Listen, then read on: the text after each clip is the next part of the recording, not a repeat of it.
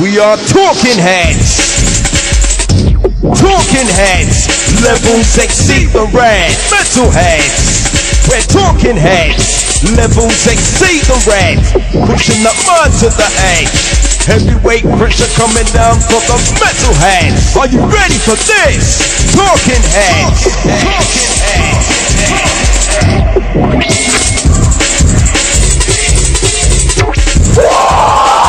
It's just my label, you know, Metalheadz is my label and I've been running it. I started with Doc Scott many years ago, 001, and it was just a prototype label, which I guess it still is in that sense. I mean, he is a figurehead, you know.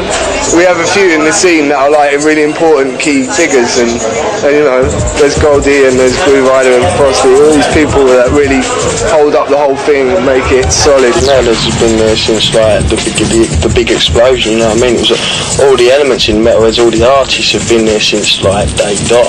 Goldie, with what he did with Metalheadz, really did take the scene and the whole drum and bass thing to another level. For me, Metalheadz sort of, it brought a lot of people together, and within those sort of ranks, everyone sort of set the basic standards of how the music is today.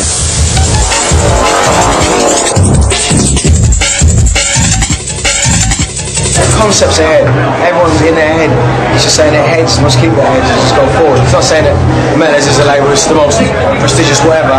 We don't blow any horns, man. It's about a lot of people that have been creative, about being together and making it work. They've done a wicked job. If you look at the back catalogue, I mean, there's very few labels that have got a back catalogue as rich as the Metalheadz back catalogue, you know.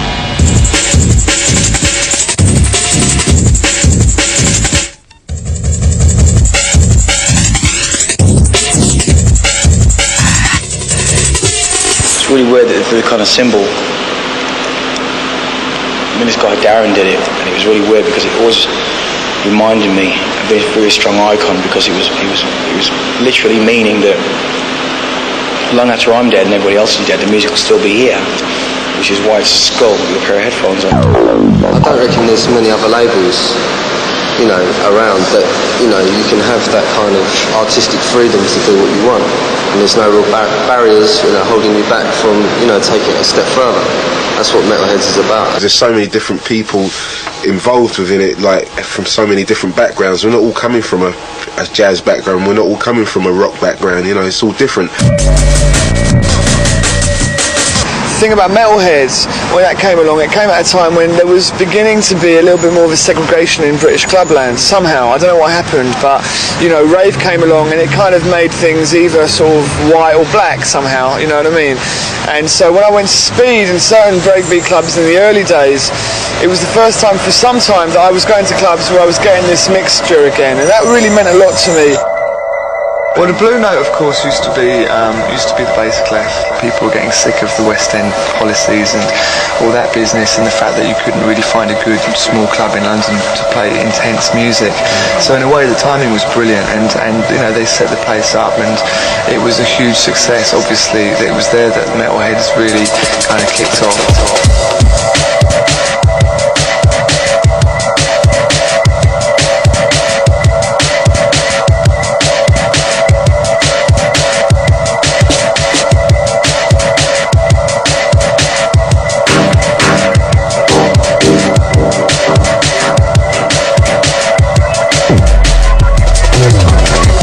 Blue Note has just finished after 3 years, and it's just restarted with Complex. I mean, the Complex was an old haunt of ours. But it's just weird. I mean, I've had so much fun that it's just gone like that. And 3 years have just been gone. I just don't know where they went, they just went. It's a place that people go to listen to new tunes. It's the only regular, well, 3 years. And whoever didn't come, you missed it. Blue Note's school for drum and bass, man. It's like going to school. You do your weekly class. You know, you go to Blue Note, you hear what the new shit is. Yeah. Who's doing what? Yeah, who's playing what, who's mixing up, whatever. It's school, man, do you know what I mean? It's not like going to a club, it's school, and everybody knows that. I think that's the sort of original place where you can sort of play where you want, play what you want, you know? Like DJs in there really go for it proper, you know? I mean, you get a total cross-section of people. I mean, from I've had people turn up and say they're in the country for 3 days, they've just come from Denmark, or, you know, hi, I'm from Copenhagen, or I'm from Iceland, but then you get people who are from North London, South London, West London. You also get people driven down from Watford, Manchester. So they come from everywhere. I mean, even you get people from the States who might be in town for a week, and they still make it down. Yeah, so you know, it's kind of like a global family there. At clubs, hard tunes go down well, and like hard beats and hard bass lines. That's what people want. That's what they want to hear at a club. People want music that's going to make them dance. It's going to make them move. It's about, as I said, creating an atmosphere. Yeah. Although some DJs, I've heard Doc Scott come on and bring it right down before he drops something that's lethal.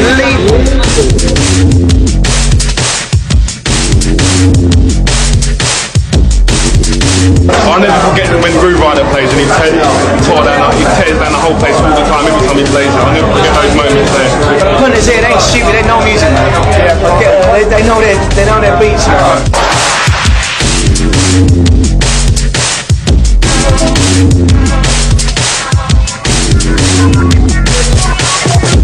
As a DJ, you'll have certain things, and you'll be playing certain tunes, and you'll think in different places. You're thinking, right, that these guys aren't ready for this one yet. But in Blue Note, they're always ready, and you're just dropping the new shit there, definitely. When you're in the club, you know, you're all in there. I mean, everyone can hear what tunes are being dropped, and like, you know, if anyone's coming up with any new styles, you know, everyone's going to hear it. You know, so it's like the place to be, really. If you're going to hear a new style of a beat, you're going to hear it there first, I reckon, more than anywhere else, because people are more inclined to experiment with their music down there rather than anywhere else.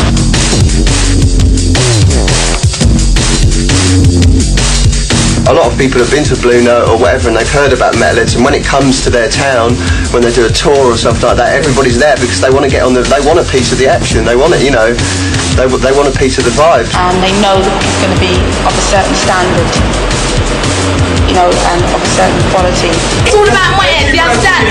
Metalheadz is bad, you understand? It's the biggest and best thing going. I think people just didn't have the confidence that these small scenes could ram out big places, you know, and of course they can. You know, we used to do it at the Fridge, and you know, there's nothing better than sort of playing underground music to 2,000-3,000 people. Do you know what I mean? And I think that now that the Complex has come along and you've got all those different options and all those better sound systems, you can really, you know, basically pump up hardcore music. Yeah, there's a vibe at the clubs, obviously, because that's where everyone meets up. You know, that's where everyone would always be together at a club, unless there's a kind of type of meeting, or you know, someone said we go go-kart racing. It's going to be cheers and beers and a few dog spears.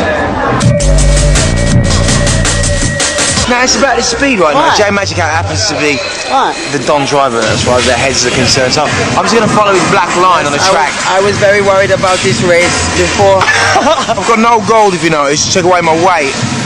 I lost about a pound in weight now, so that should make my advantage a little bit better. Metalheadz pie. Next step in the metal merchandise, get a Metalheadz pie. Well, you have some. If you're in any doubt as to the amount of space available to drive through, don't do it. There's plenty of time out there. Take them somewhere else. Teams, do you want to do that in here before we go next door? Who thinks they can drive? Who thinks they can drive? I'm here. Here's my team, man. Okay. Who's got a team? Who else has got a team? Hey!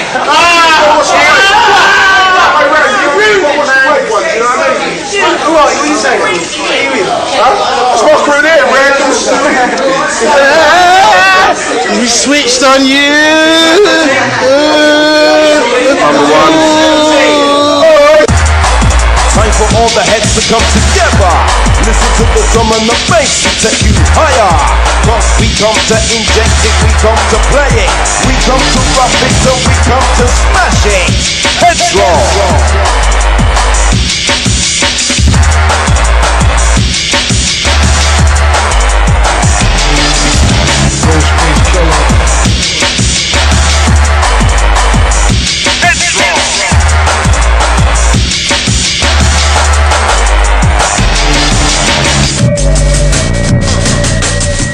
Ten years ago I was at work like everybody else, I suppose, and one day came acid house. That's when my life changed. It wasn't until 93, 94 when I started to hear what was then called hardcore stroke jungle and was changing into drum and bass, and I heard a couple of tracks, one by Bookham in particular, a track called Music, and what I liked about it was just, and Apollo as well, they were just simple and clean tracks that just had funk in a new way I hadn't heard before. 88, I was probably just about discovering the hardcore scene then. I mean, there was a group over here called Spiral Tribe, travellers who used to, raid people's fields and set up tents and sound systems, and that was the first, my introduction to hardcore was Spiral Tribe, basically, in a field with loads of people off their heads on the E, and before that I was a hip-hop boy. That's all that powered me, was hip-hop. For me, the big thing about drum and bass is the fact that it is, to me, a parallel to hip-hop. The fact that when hip-hop started, it was 2 turntables and a mic, and it was the fact that it was something brand new, and there was an ocean of potential, because rock and roll is tired, they keep regurgitating the old things, and you just need every now and again just to close the door and to look into a wide space and go, oh wow, this is the potential. So you start off with a Planet Rock, and then you get you get a Tribe Called Quest, and then you can get a Wu-Tang Clan, things develop, and with drum and bass, to me it's the same thing. It's early days really, we're just 5 or 6 years into it. First originally they used to call it like bonehead music. When I used to work at City Sounds, they used to call me Ray Bonehead because it was so intense. And then it came up with like great hardcore. No, it started off as hardcore, and then after hardcore we started calling it jungle, and jungle stayed with the scene for a long time. And then it went into like, dark, do you know what I mean? And then it kind of went into jump up and drum and bass, and now the new term for it is jungle stroke drum and bass. I would say it's a music to express the times we're living in right now. I think it's just music of today, but it can be listened, at any time. It's like when Goldie called his album Timeless. It's kind of summed it up really, hasn't it, in one word. Anytime, doesn't matter. I mean, we still listen to 70s music now. I mean, I see dance music, the whole scene, as a train journey back from the 70s and 80s. There's this one journey, and there's trains going down these tracks, and every couple of years it stops, and it's all one music. It's all back from funk, from jazz, going to electro, going to hip hop, going to disco music, going to house music, going to rave music, and every now and again one of these music springs off and creates a little scene, and some of them grow massive and others stay small and have their small followers. So of course drum and bass is at the front of that train at the moment.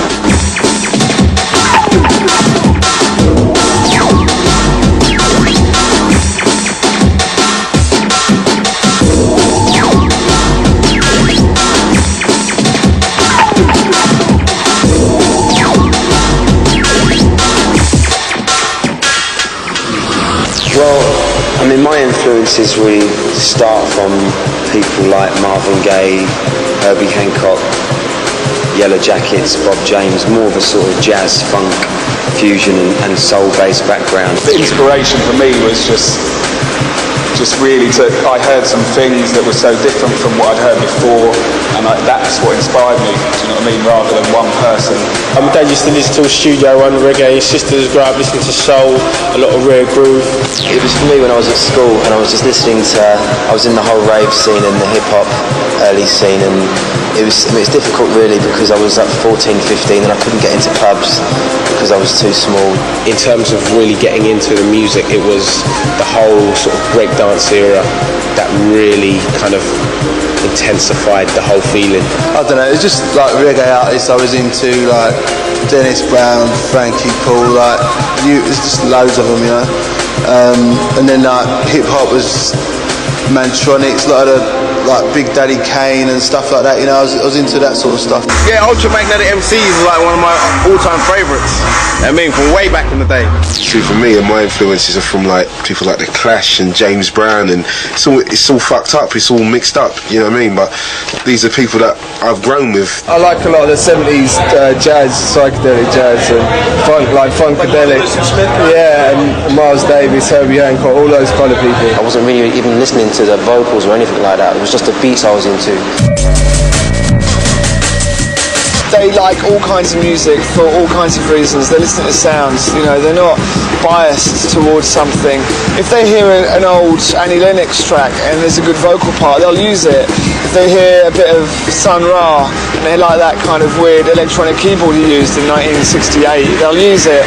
You know, they're not kind of, oh, that's jazz, we're not going to use that. They're very open-minded musically, and I think that's very important. Yeah, well, it's like, you know, as I say, that train, we've got all those carriages behind us to go through and look at and just pull out what we want. The whole music moves at such a fast pace. You know, it really does, because evolution is such a main ingredient of drum and bass, which is what keeps it fresh, which is what keeps it interesting. People that are into our music and, you know, buy our music, you know, whatever they're doing around our music, they kind of feel the vibe of us as people, because when we're making the music, that's our soul coming out of us, you know, and it's kind of jumping out onto vinyl, so you can listen to what's inside of R2 Headz. It's the first British music since punk which has got an identity, really. I mean, if you ask anyone about drum and bass, they immediately say England or London or Bristol or wherever.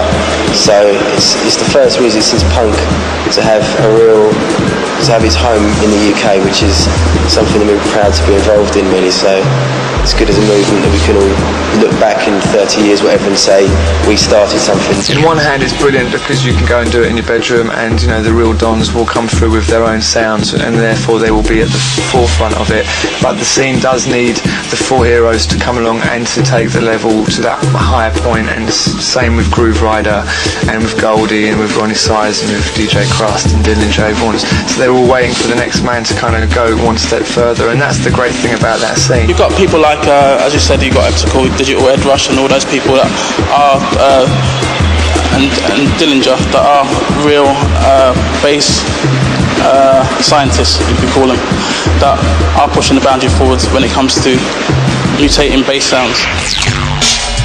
This is one of the finished breaks that I've been working on.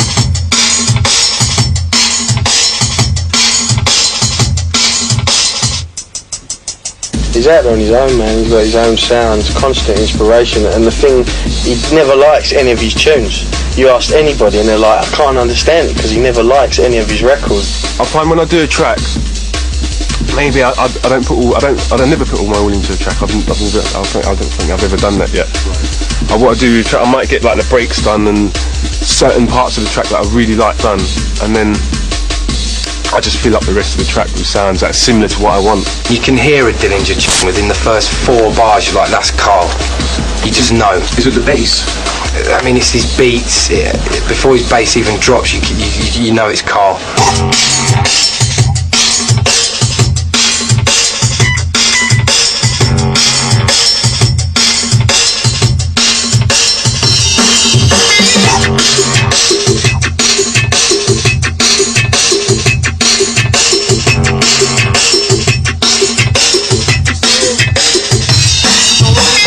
All that's in there right now is just a kick, just all in there, right. Just in there right now. You've got Carl, you know what I mean, he's knocking out some really fat tunes, the things that he's doing with bass lines, you understand, you know, he's coming with just like totally unique styles, and, you know, he's trying, you know, I can't hear him, I mean, copying anyone at all, you know, it's like he's on his own, he's doing his own thing, you know, and it's like he's creating his own sound and he's going his own direction. There's different techniques of distorting your bass. You can do it live, you can... See, that's just the bass flat kick, and then like you can. There's loads of ways to do it. You can just you can double it up and distort another extra bass line track on it. You get a lot of hiss, but it keeps it raw. When it comes in, it's like an atmosphere to it. And you can. There's different ways you can do it. That's the way I'm doing it today. Wow. There's loads of ways you can get that distorted sort of feel. The first time I met Dillinger, he started talking to me about hertz and frequencies, and I was like, oh man, this guy knows his bass. You know, he's into it for like serious, you know.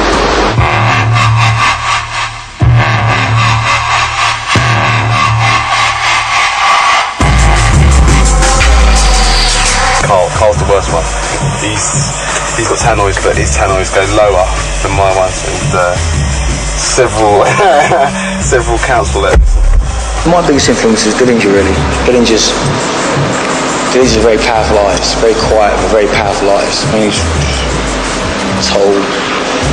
a bit of a demon, man, in music. I mean, Carl really could take any dance floor apart and has done for many, many years because Carl's that kind of guy. And the breaks are all together at the moment, but...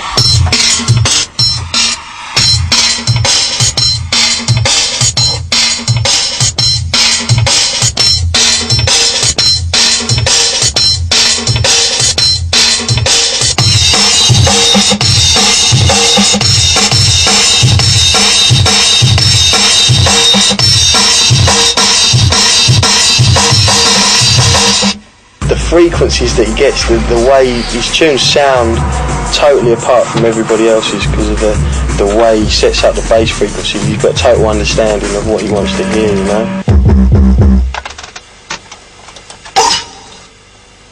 That's just me barking. Human bark. Sometimes I get sample CDs now and then, but if I can do it myself, I just get the mic out, I just make a noise with my mouth, and twist it up in the sample or whatever, and it just sounds like an effect. I need to get sessioners in to play what I want them to play, because sometimes you can't always find a sample in a certain key. I mean, you can stretch and at the end of the day you're losing quality. You can never find exactly what you want. Whereas now I'm working on my album, I'm actually getting people in and telling them what I want to play, and just locking it all in tight. Just resampling it, different drops.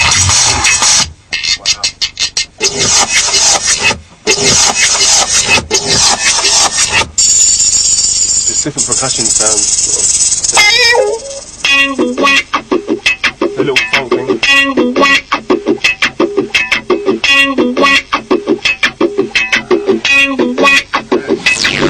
I want everybody to make good records, so I can have more records to play. Blasphemy is going on! Blasphemy! There's some riggings going on out there. I don't like it, you know. I'm gonna go and look for my mate, the devil's advocate. Where are Marcus? Where are you, Marcus? Boys! Go on, son!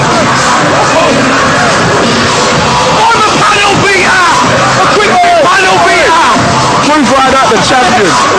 Reigning champions, reigning champions. Reigning champions. I'm a panel beater! A quick fit panel beater!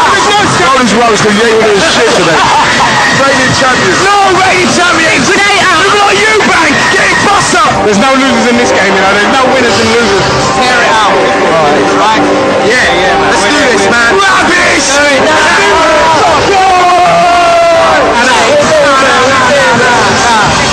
That is how it's done.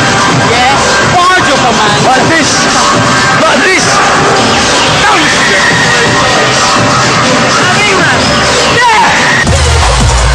Just for you heads, we're abstracting it. Abstract it from the metal, hardcore design. Rolling in car. We abstract it from the metal.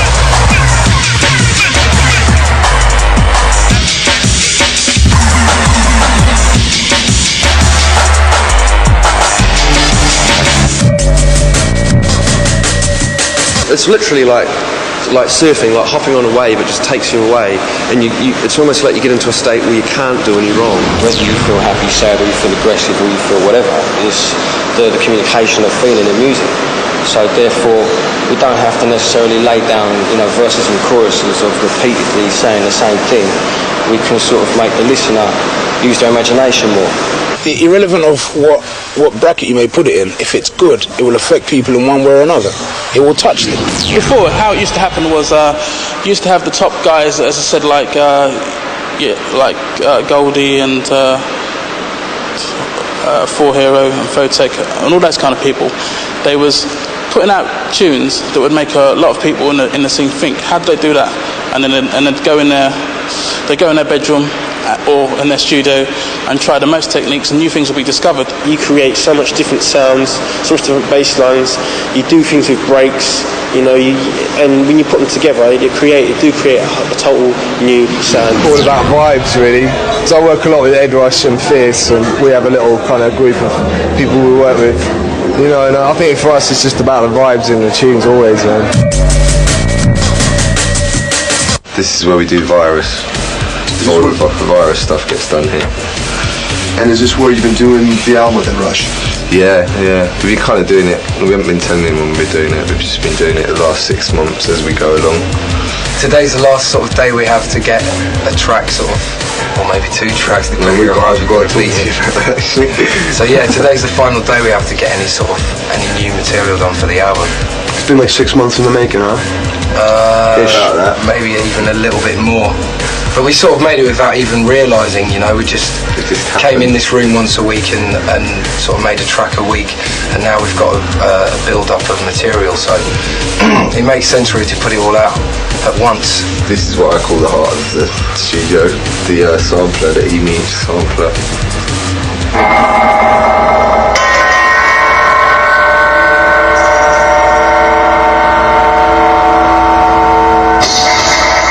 Everything. Matt's the texture man. He knows about layering the tunes and getting maybe more of a deep texture out of it, more of a wider soundscape, if you like. Matt also knows about all the techniques, and if I say, that sound, say sound A for example, I feel it should be a bit more whatever. If I use a word to describe it, Matt knows what I'm talking about, and within 2 presses of a button and a little processing, it's there. This is sonar. It's got to be some nasty. That's like our standard bass sound. Very often a tune might be in a certain way up until the last hour. Yeah, and just all. And in the last hour, it's like, wait a minute, that B line's all right, but to be honest with you, I know between us we can do something a lot better than that, and the other one's like, yeah, I know, I've been feeling the same thing as well. So very often it's even in the last half an hour of making the tune, that can shape the whole thing. Optical, I was into the way these guys experiment, because Optical's one of the true engineers of music, general music has been involved in a lot of different things. He's good that he focused on drum and bass as his forte. I know that Matt Optical is like pretty much inundated with remixes, and he's got his own album projects. Him and Everest have got a Virus project coming out, and all the 12s he does. I mean, that guy is 24/7 in the studio.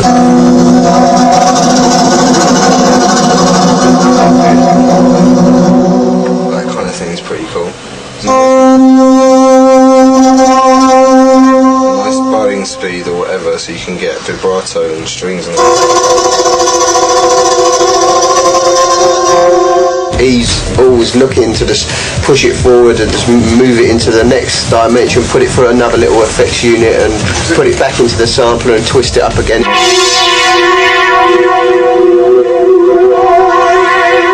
That's what they call our scary strings on this thing, really. I don't like to sample other people, so this is a whole album here. We should be coming back in a minute. There you go. As time goes on and we're making the track, it kind of shapes then. It's a sort of piece it together as we go along job, really. So this should be the track, hopefully.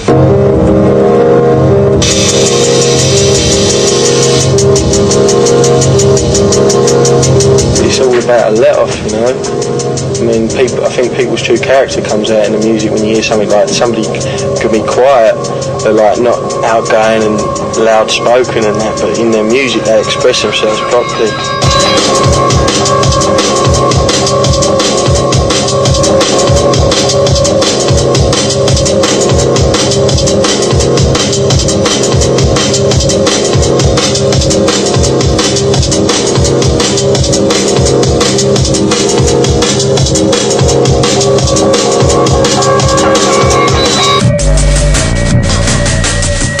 For the artist to be able to make a record tomorrow or tonight, play it out on Slate tomorrow and have it on the streets a week later, that's really important. Do it on a Friday, play it on a Saturday, and you can gauge the reaction. That's what Shadowboxing was. Shadowboxing was a night in the studio, a rough mixed down track, and it came together. You make the tune and you cut it on dub and you go out that weekend and you just get instant response. I think Metalheadz is the most respected drum and bass label by far. I think it's definitely the one that pushes back, the parameters and breaks new ground all the time. Distortion doesn't really matter with drum and bass, so it's just got to be loud. It's like if it distorts a bit, and that doesn't matter too much as long as it cuts through and makes people's ears bleed. case of listening to the track, making it sound, sorting out what EQ you need, i.e. does it need more bass, more top, do you need to bring the snare out, do you need to make it sound grungy or whatever, get all your levels set, just you're happy with it. Then once you've got all that together, you're going to cut it in there, and that's just how drum and bass is cut, one track at a time, straight onto the load. They'll push all the machinery to make it distort and to make it sound this grungy sound, and so I suppose that is using it in the wrong way, because it's like digital and it's supposed to be exact and pure, this, that and the other, and that's why digits were invented, I suppose, to make it more exact, and they're sort of misusing it, I guess, to make this effect. Dillinger, probably my toughest client, because when he comes in, it's like literally I have to cut something 3 times because you're pushing the lathe so much, something always goes wrong over, and it's literally like I'm sitting here thinking the lathe's going to blow up, and then you're talking like between around £10,000 to get it fixed. I mean, the head blows, and Dillinger just pushes and pushes and pushes. He's like one of the most level conscious drum and bass artists, and it's all very distorted and in your face, and it's tough to cut, but it's worth it. Everyone comes in and says to me, when the Dillinger track comes on, you really know about it. It sort of slaps you in the face. At the end of the day, you've got to make music that the DJ wants to play. So I think that is the most important thing, that you've got tunes that are accessible to a dance floor and that have got life and have got an atmosphere, and that are tunes that people want to hear, really. Lemon D and Dillinger, they're wicked producers. Now, as they've got a bit older, now they're going to start to DJ, you'll see a different type of vibes. Over the last, say, 3 or 4 years, I haven't seen any DJ come into a division, I call it the Premier League, right? In the Premier League, you're ruled by the Fabio, Doc Scott, Randall, Andy C, DJ Hype, and all the well-known names, yeah. The last 4 years, I haven't seen nobody break into them. It's like it's closed off kind of thing. The last guy that did get into there was Andy C. And he got in there via his tune, Long Dark Tunnel, blew up, mashed up. A long time ago, they termed everyone wants to be a DJ, everyone wants to be an MC. There was even, tracks coming out with those lyrics in them. And that is the case today, A lot of people have got an interest in it, and they feel that they want to express that through either MCing or DJing. Just listen, being versatile is my aim or my mission. In the drum and bass scene, you got to be original. So much in my sound to play with different methods. You better run for cover when I'm blasting through the speakers. The thing with DJing is just knowing the crowd. I mean, it might take you 20 minutes to get your feet with the crowd. You drop a few different styles, see what they're bouncing off more, and then you can head more in that direction. It's got to be a must. Rough and rugged, no confusion. It's got to be a must. Rough and rugged. You got your records, you hunt for your tunes, and then you put them together. You go out and you play it, you put all the tunes together, and if that's the sound you like, that's what you will play. And if the crowd happens to like that, and then they're still good for them at the end of the day. But the way I look at it, it's nice to put 2 fat tunes together. If you can put 2 fat tunes together and create a really fat mix, you really make a big impression on the crowd. You definitely will. It's about playing music to me. I don't care who's in the audience. To get what I'm saying, it's just the fact that there's an audience is enough for me. It doesn't matter who it is. To get what I'm saying. So from there, I try to do the best that I can to make them kind of move. And it's a buzz for me to do that, so I'm not looking at the faces, I'm looking at the feet.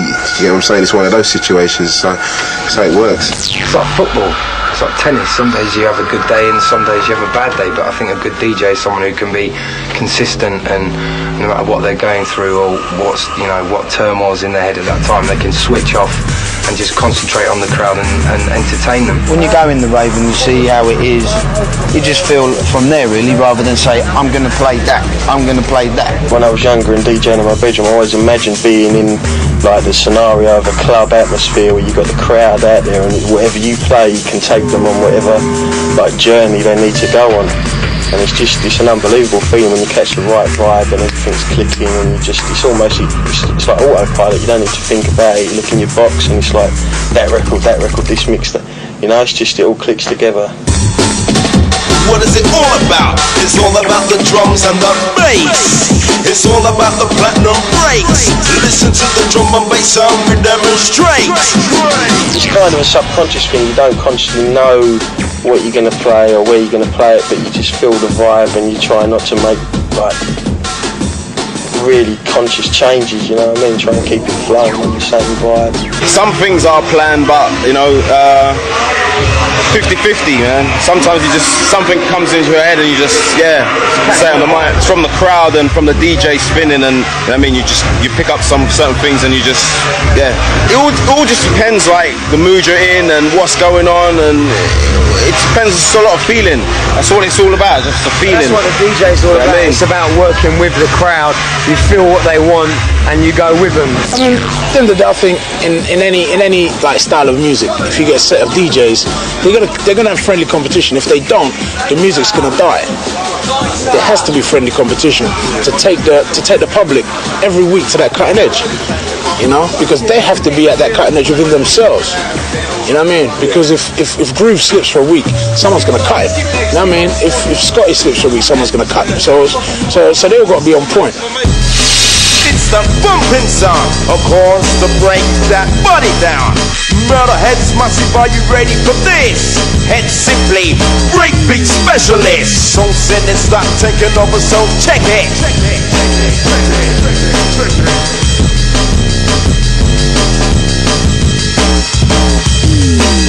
As soon as you drop a tune in and the crowd starts going mad, then you know that, you know what I mean, that's a good tune. And then if you bring in another good tune, you're mixing the two together, and then the whole crowd's going to be, you know what I mean, going berserk. Then, well, it's just, you know, that's an experience on its own, really, I suppose. Marley Marl, local Marl, man. Marl's cool. Marl's DJ end of Headz, you know what I mean? He'll DJ that. And you know, you listen to Marley and you can hear Randall as well, because Randall's called him out. Which is no different than Source Direct's project, do you know what I mean? Marl's very much like that, because he gives me two jokes, have a laugh. Marl's very much like that. And Bailey, man, Bailey's like the heavyweight boots. He's coming with the heavyweight boots, man. I just like to mix. I don't necessarily, every now and then, it depends what mood I'm in. Sometimes I might chop a tune in and out here and there, but it's never going to sound out of place. I try not to make it sound that way anyway. To be a DJ, really, you have to have a love of music, so the two things go hand in hand. For me personally, anyway. But you know, I would never stop DJing. You know. What I like to see DJing now, I like to see a whole spectrum of the music being played, especially like on a night. You know, you have your different styles of DJs on the same lineup in the same room. Streaky from the Headz inside, we bring to you the music. We got the music, Metalheadz music. We bring to you strictly from the Headz inside. We got the music, don't resist it, don't fight it, let yourselves go. It's all about the beats that in time. With a break beats to blow your mind. I'm not strictly breakbeat or strictly, you know, one type of music. I try and join different musical fields into one, you know, interesting, enjoyable, dynamic selection.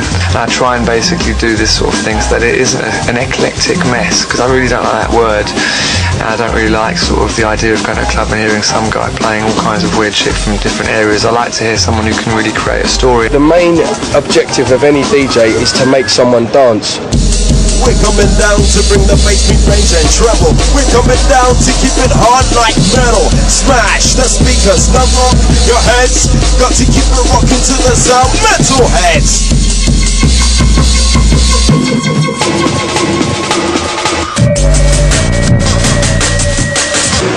Bad boys win. Keep eating big breakfasts and get ready for it.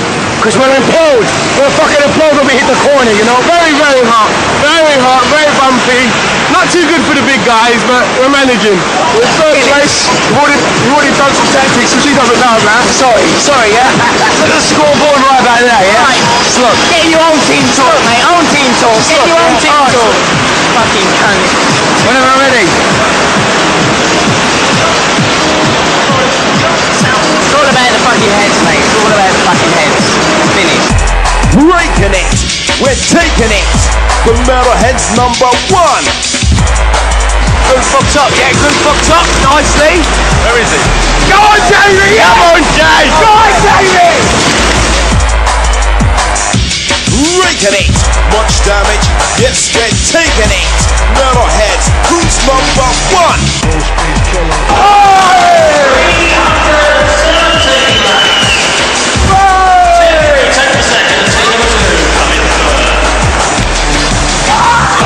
Seconds. And in just a few moments, we're bringing the winning team's cars out for a lap of honour. Oh well.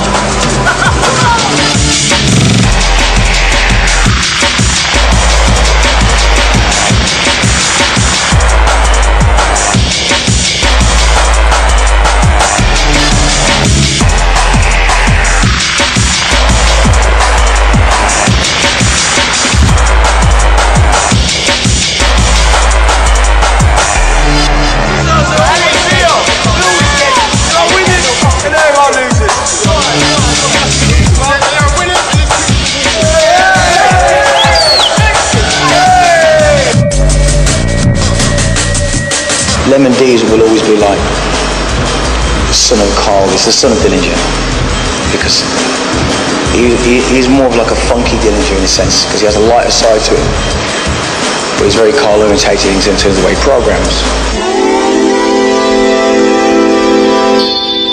2 years ago, sort of this sort of dark thing was coming on because a lot of people were like, oh yeah, let's get nasty, which is cool. And a lot of people sort of started to define, yeah, well, I can get nastier than you, and do you know what I mean? Which was good, but I think it's got a bit sort of stale at the moment for me personally, where it's like, okay, well, show what the music's about, because it's not to stick to one sort of sound. That's the loop there. But I'll say it's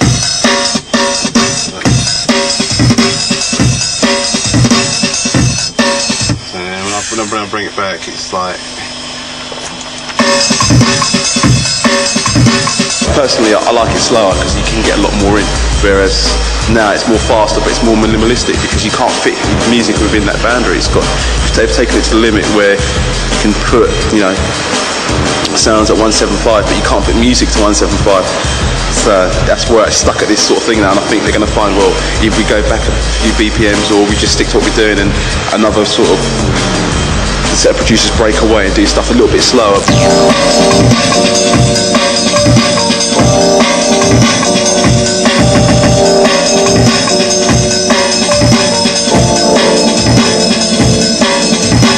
I think that personally, it's like, you know, as long as people start realising that you can't go too fast with the music and take it back down a bit and put music within the boundaries, then it might start changing. But at the moment, it's got to that point where they've realised we're getting faster. It's all good because, like, you know, it's keeping the crowd up, but the music does become a bit too minimalistic. I remember a track quite a few years ago, and it was made at what the guy who made it obviously thought is ridiculously fast, and it's called something like "This Track's Too Fast." And do you know what I mean? It's obviously done as a bit of a joke, like no one's ever going to make a record this fast, and like now, obviously, it's exactly what people do all the time.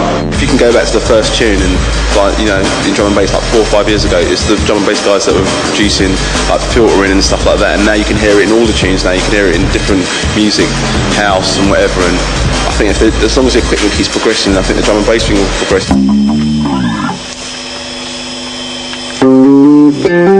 But there's like, I mean, I've got like about 30 different versions, so I'll keep drawing them in. So it all sounds organic instead of like a loop, do you know what I mean? I just use it as a template for now. Yeah. Once I get them all in, and I'll just change them around with different ones. Nowadays, it's progressed so much where you do need like the equipment and the technology.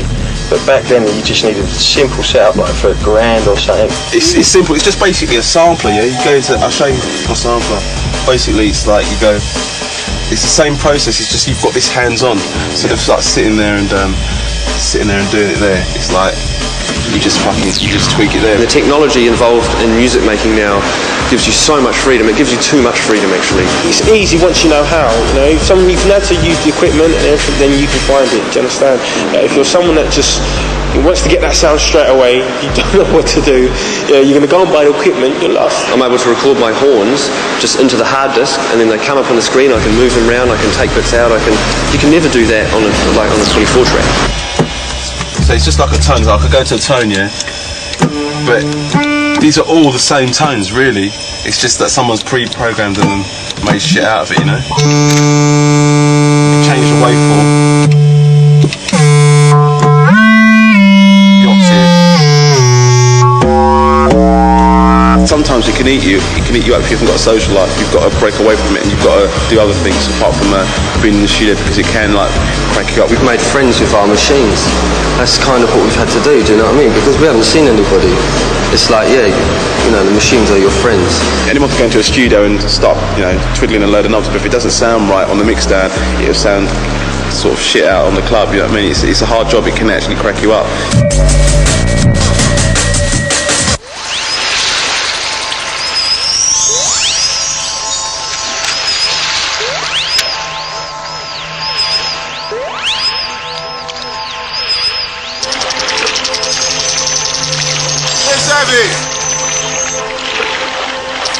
So what, we're picking our own team? That's it, mate. Yeah, that's what, you four be the rest of us? You four be the rest of us? Right, West Moor, let's us first. That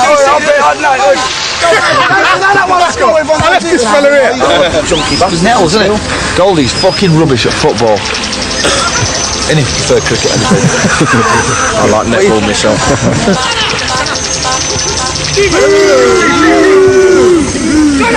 Arsenal's loose finals.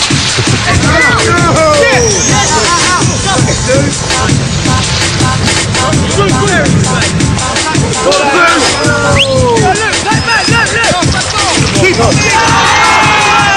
That was a goal, mate. Goal. What was it? Goal. It was a fucking wicked goal. Great goal. No, it was a great goal. It was a great goal. Trenton Shilton. Where is Peter Shilton right now? Trenton, we had a video, mate. Oh yeah, we've been playing, that's why I was low necking. What? We was playing up here, weren't we? Yeah. A Picky! Had one up! I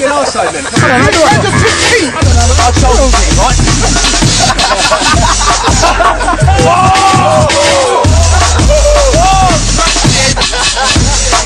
Good, mate. I've been working in record stores since I was 17, and I used to work in an R-Price, and basically around that time, that was when techno and that was just starting to sort of come through, so I was like literally picking it up straight off the shelf. We started to promote sort of small series of underground illegal raves in our area where we come from. We'd have like 300 people come down, and it would just be a hardcore kind of drug-induced warehouse private party. It's the buzz of like of an illegal party, and then the police coming and stopping it, and a load of kids getting together and putting it on. And I think that was like the early buzz from the scene. It's the same with us, you know. Don't get too complicated. It's all about like party thing, and do a lot of tunes to play on systems, you know. DJ'd on a few pirate radio stations, Defection FM, Underground FM, Subtransmission FM. From the radio stations, build up a reputation, or a relationship I should say, with Chemistry and Storm, who basically introduced me to the whole Metalheadz fraternity. I just always knew I was going to be a musician. My father told me to do something else, but it didn't really work. I mean, there's not many labels that can't put anything out for 4 months and 5 months and still be fucking out there, because that's just what we do. What do? Just be like, every week, keep going until it's saturated, until it's fucked. You can't do that, man. And if it's not happening on the label, it's happening in the club. If it's happening in the club, it's happening on the label. You know, you can go through and never realise that there's a whole different world beneath the surface, man, like the underground thing. A mate of mine played me a few records and I was like, what the fuck's this, man? I haven't fucking heard this on the radio, you know what I mean? It has gone mainstream, but it seems like, and when I say mainstream, I mean like a lot of adverts, yeah, just a lot of television adverts, a lot of just background music behind presenters on TV shows. It's got all drum and bass rhythms, but for some reason or not, they don't seem to be produced by the real people in drum and bass. They're just the same old TV producers that get sample CDs and just emulating what the drum and bass people do. You can switch on your TV and listen to some advert and it's bare break beats on it. Do you know what I mean? So that just shows you how much we've had an effect on the whole scene and society. Because 10 years ago, they would have said, what are you talking about, speeded breaks? Do you know what I mean? They didn't want to know. Even semi-consciously, you're listening to the music semi-consciously even. So like you say, in an advert, a break thing, Sky Sports or whatever, you know, you are hearing the music and people aren't even realising that. Well, it's difficult to say what mainstream really is. If we look at the hip hop scene, you know, we got the hardest tunes selling the most, and you know, but what is mainstream and what isn't? It's whoever wants to listen to it and whoever wants to buy it. We've had a lot of artists and producers that have actually signed to majors and have actually released singles with the intention of going towards the charts or being commercially orientated in that way. You go to a major label, if guys sitting there chatting a load of crap, then I'm not interested. You know, if he's got something to say, he's genuine and he's understanding where we're coming from, then we're interested. I don't think it is mainstream. I mean, fundamentally it's just good. If we got drum and bass tracks on top of the pops, then people would view that as being that's mainstream, it's pop, what they're doing and things like that. Really, it's, when you make music, ultimately you make it for yourself, but it's nice to play it to people, man, and hear what they think and get reactions, and you know, I like that. So as far as I'm concerned, I want as many people as possible to hear my music.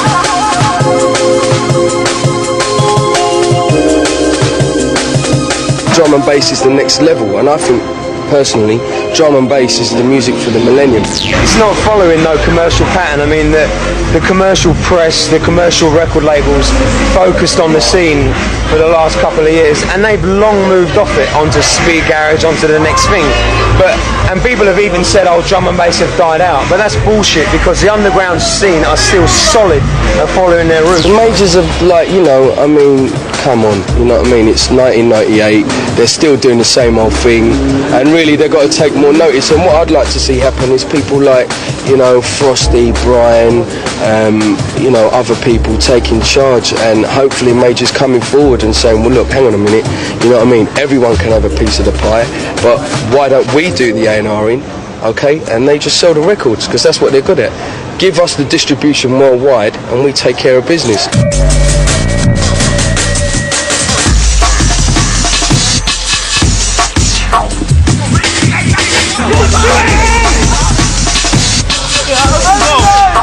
Right, the old cream crackers.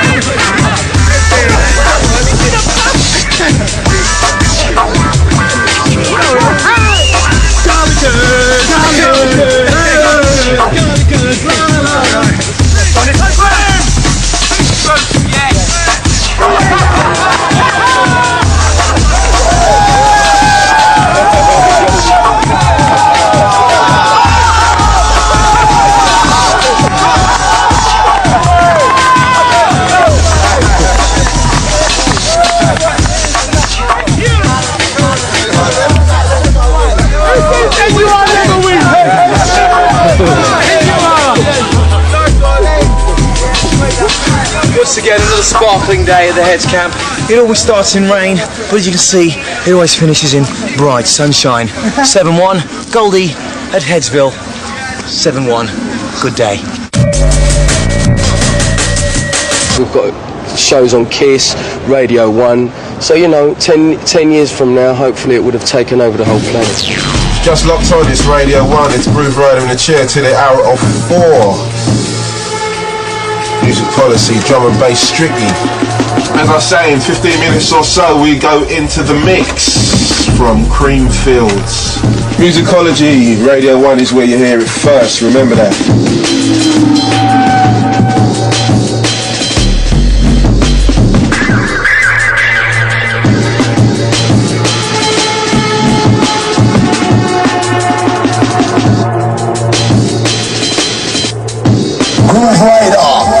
Some noise for the word. What it is, we just try to stay on top of music. Do you know what I'm saying? Like, we just always on the lookout for new things.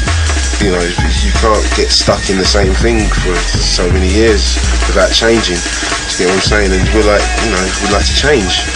You know, it's progression for us, you know, and that's how we work, and that's how I work. They're my rules. You know, always be on the lookout, never be negative to anything that's new. You know, and that's the way you learn.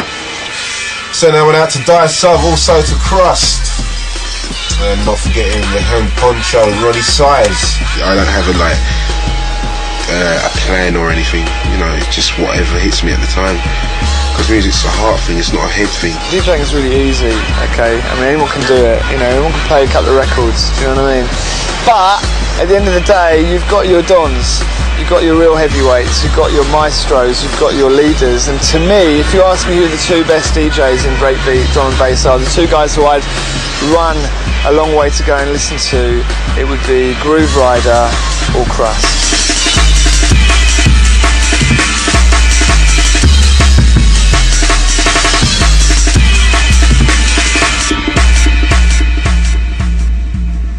At the end of the day, the dons are the dons, and you need them, and they inspire the J Magics and the Giles Petersons to go along and play a few breakbeat records and get away with it. I just hope that, you know, one day I can switch on the radio and it's just going to be drum and bass all day long. Do you know what I mean? A lot of producers now have just got to keep their flavours. Instead of moving on to something new and forgetting the old flavours, forgetting the techno, maybe it's moved on to another thing now. They might forget the fun. They shouldn't forget the fun. Keep with the fun, keep all flavours running, because it gets too concentrated into one flavour. I just think everyone should keep the flavours, keep all the flavours, and keep rolling out all the flavours. In the future they can look at that and say that was as far into the future as anyone was going. To me, it's the most futuristic music going at this present moment. There's nothing else that is so advanced.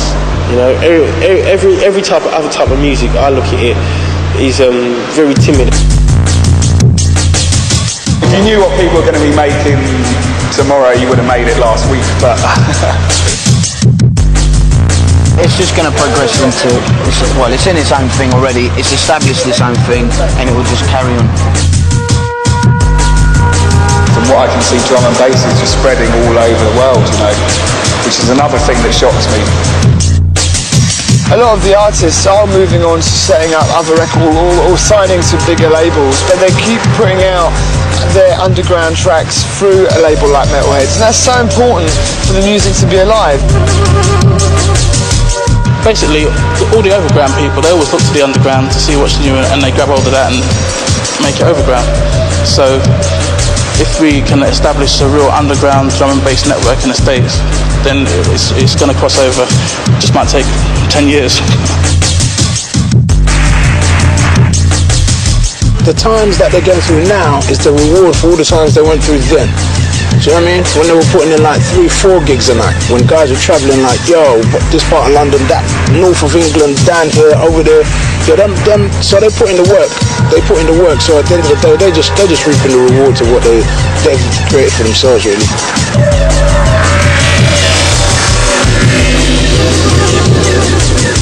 So whether or not he stops tomorrow, I don't really give a fuck, to be quite frank, because we did it all. I kind of did it all. I wasn't really supposed to get out of Warsaw, was I? Let's face it. I wasn't supposed to get further than the bottom of Lou Joseph Children's Home Drive. But I got out of there. So anything, I don't really give a fuck what happens after tomorrow. Do you know what I mean? I could go home and die. And it doesn't really matter to me. What really matters is just that I'm not forgotten. And the music is obviously entombed, so to speak. It's already kind of scratched into the rocks. It already exists.